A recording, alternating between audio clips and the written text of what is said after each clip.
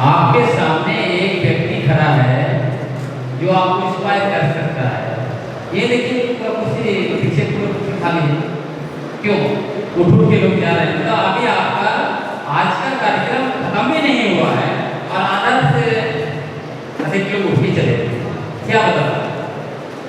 इसका मतलब यही बताता है कि आपने कोई क्यूरियोसिटी नहीं, आप में कोई जिज्ञासा है नहीं, बहुत अधिक।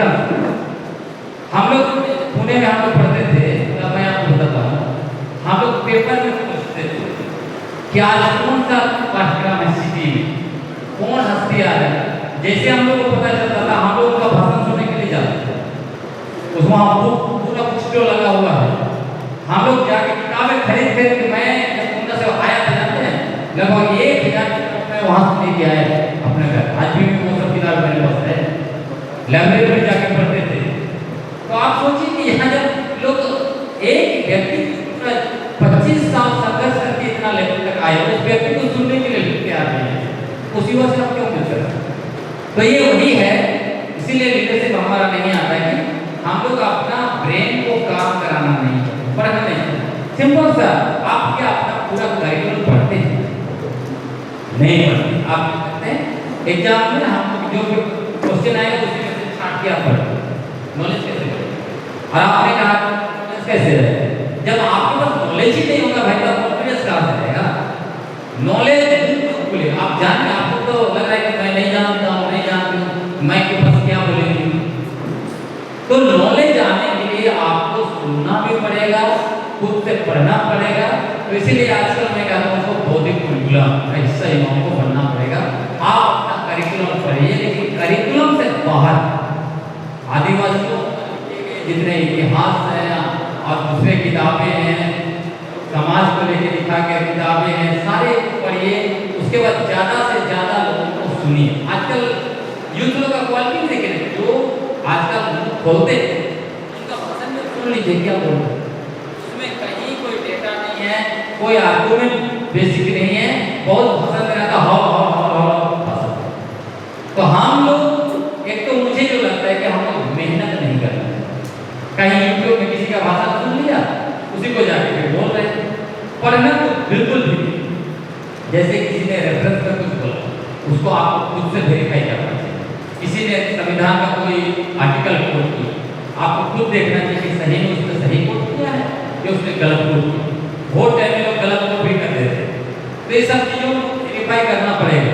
अभी मैं अगर इस लेवल पर आया, इतना लिखा 35 किताबें और 500 से ज़्यादा आर्टिकल, ये सब चीज़ें, तो मैंने पढ़ा भी होगा कम से कम मिनिमम 1000 से ज़्यादा बड़ी किताबें पढ़ी। तो इतना मेहनत करेंगे उनको कर। और लेक्चर तो मैंने आर्टिकल सुने पूरे देश भर में और विदेशों में, और एक्सपोजर आपको यहाँ वहाँ जाना पड़ेगा। लेकिन सबसे बड़ा पेशेंस चाहिए आपको, बैठ के दूसरों को सुनिए, सवाल पूछिए। और इसीलिए उन्होंने कहा, पता नहीं कहा कि हमारे यूथ लोग सवाल ही नहीं पूछते। क्यों सवाल नहीं पूछते? जानकारी रहेगा तभी तो आप सवाल आएगा। आप पढ़ेंगे नहीं, जानकारी तो सवाल नहीं है। तो इसीलिए आपको खुद से मैं यही कहूँगा कि ज़्यादा से ज़्यादा पढ़िए। आप कुछ नहीं पढ़ सकते हैं तो अगर आपके पास अखबार आता है तो कुछ आर्टिकल वहाँ से पढ़ना शुरू कीजिए।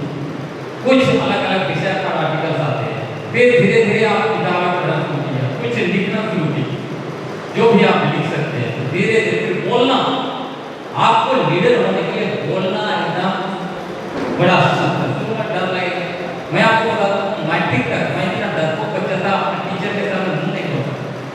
लेकिन पूरी दुनिया में वही व्यक्ति जाके भाषण दे रहा है, बड़े बड़े मंचों।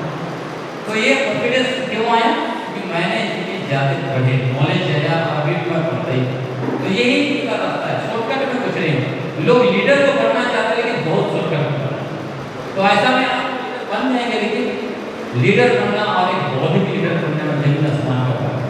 जब आपके पास नॉलेज होगा तो आप देखिएगा कि लोग आपको रिस्पेक्ट करना शुरू करेगा, बुलाना शुरू करेगा। मैं इतना दुनिया अगर मैं जानता हूँ कि आपको अपना पैसा कैसे नहीं जाता, यूनिवर्सिटी वगैरह में बुला रहे हैं तो लोग क्यों कर रहे हैं, क्यों रिस्पेक्ट कर रहे हैं?